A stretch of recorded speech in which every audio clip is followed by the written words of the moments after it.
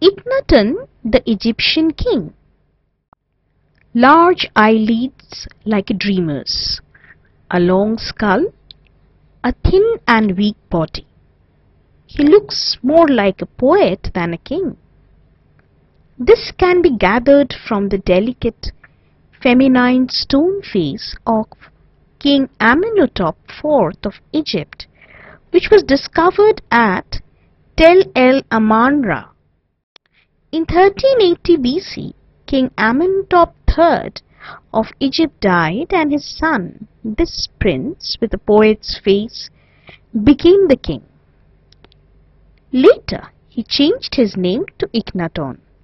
But this is another story which we will narrate shortly. When Ikhanaton came to power, he reacted against the country's religion, its god Ammon, and the practices of Ammon's priests. In the great temple at Karnak, there was a large group of women, supposedly the wives of Ammon, but in reality serving the priests. Young Ikhanaton, who was very faithful to his wife, did not approve of this. He was against the sacrifice of goats and rams to Ammon and the use of magic by the priests. He disliked their cheating common people with false predictions. His youthful spirit rebelled against the immorality into which the religion of his people had fallen. He hated the unnecessary wealth and rituals of the temple and the power of the priests.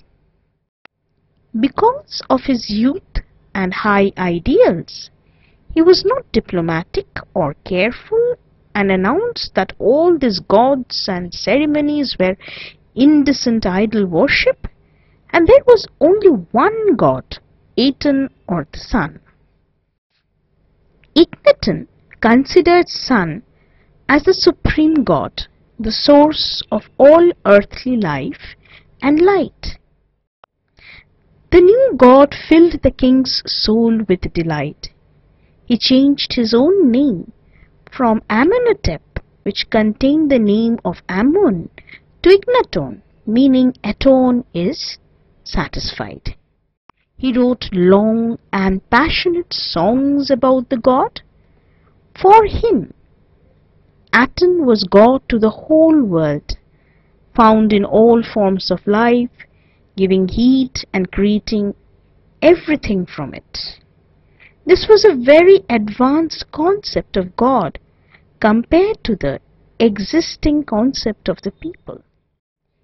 It is one of the tragedies of history that Ikhanaton, having achieved his great vision of universal unity, was not satisfied to let the noble quality of his new religion slowly win his people's hearts.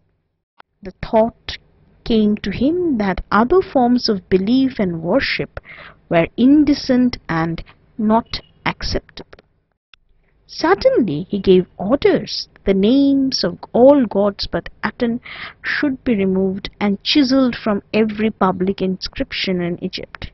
He mutilated his father's name from 100 monuments to cut from it the word Ammon.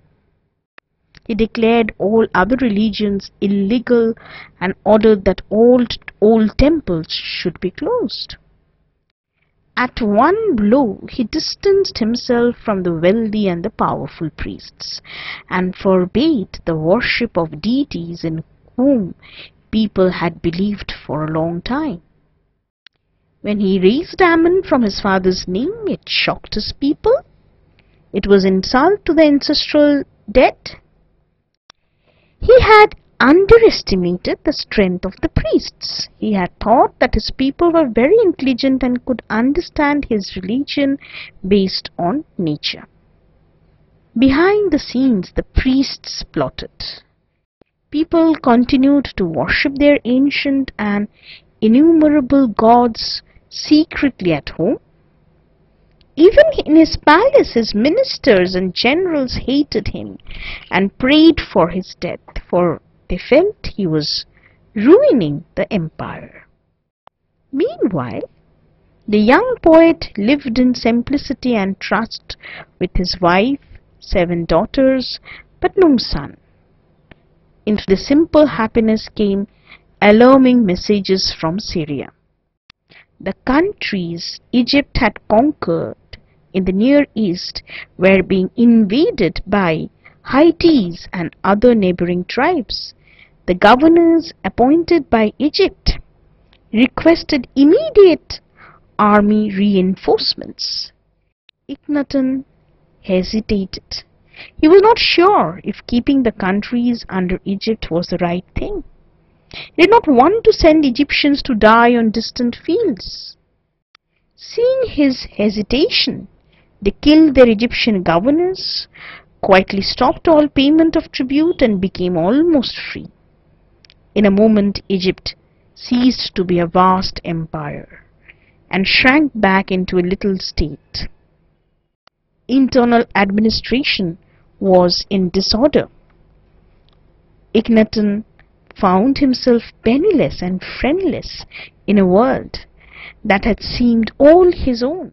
He was hardly 30 when in 1362 BC he died, broken with the realization of his failure as a ruler and the unworthiness of his people.